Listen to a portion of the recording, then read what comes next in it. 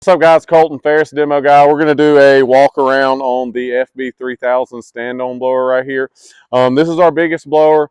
It runs minimum advertised price is the only thing that I can give. So you're going to be looking around the $15,000 mark, 15.5. That depends on the dealer whether they want to stick to their margins or if they're wanting to do the volume. So whatever they want to do is up to them. But you know, around 15 grand is going to be what you're getting. This has the 37 horse Vanguard carbureted on it.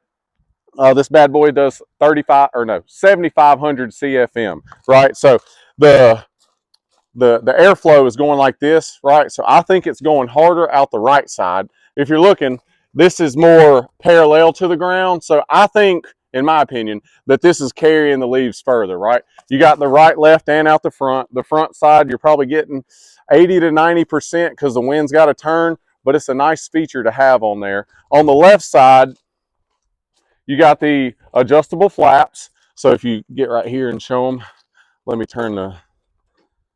open that bad boy up.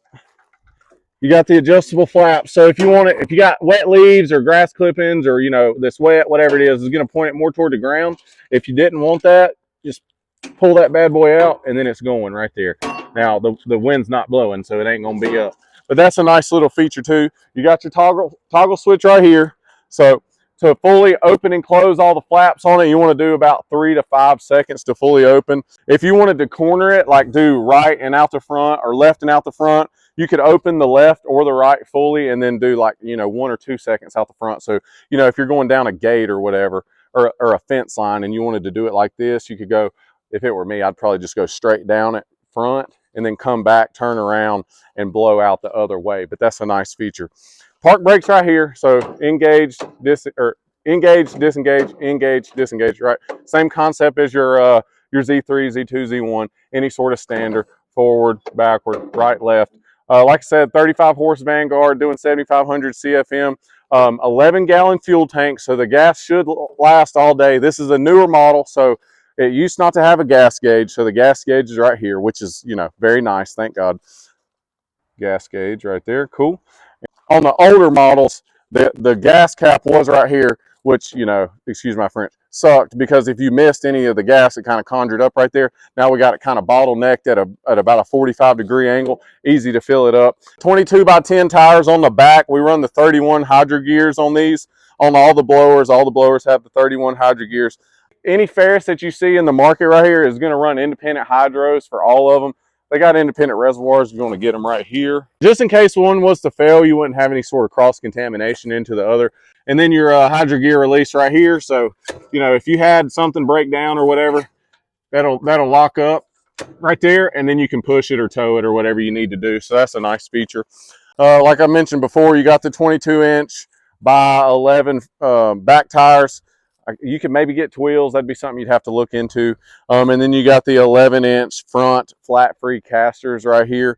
4-point tie downs on all the units, so 2 on the front, 2 on the back, so that you can safely secure your units and whatnot.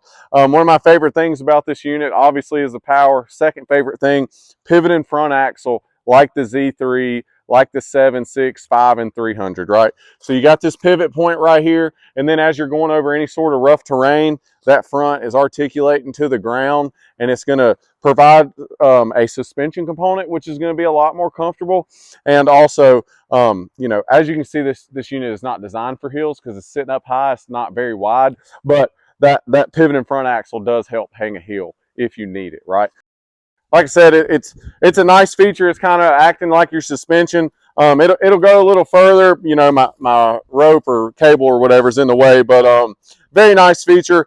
Our only competitors are really like the Buffalo blowers, the big stand-ons, and then the Skag windstorms. All of these units have pros and cons. Our unit does not have a PTO. Some guys like it, some guys don't. If we were to add a PTO to it, it would take away from one of the selling points, which is how compact the unit is, because some of our competitors' units are a little wider and a little longer, and ours is pretty compact. Now, when you are turning on the unit and turning off the unit, you want to make sure that you have these doors closed, because, you know, no PTO, you turn it on, it's blowing, right?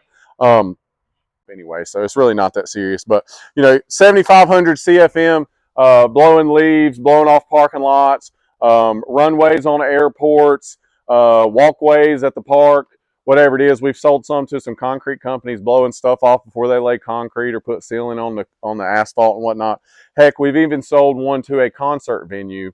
And instead of having a bunch of people coming and sweeping up the trash, they just get one of these beasts, go down through there, blast all the trash in a pile, and here these dudes are with dang snow shovels or whatever, just dumping it in the trailer or whatever they're doing. But they're using it to blow trash. So definitely a niche market. But if you can find a use for it, it can really boost your efficiency. You get one of these things out here. This is like 6 Echo 9010s combined, or like 6 and some change of the Red Max EBZ 9000s, like 1200 CFM. So not only are you getting like 6 of those in one, but you can stand on it. The top speed on it is 9 miles an hour, right? So at the end of the day, you have to weigh the pros and cons on this tool, and if it can match your business needs and whatnot, that is something that you can use. So I'm going to put some drone video and some stuff on it right here, so y'all watch that and let me know in the comments what you think about it below.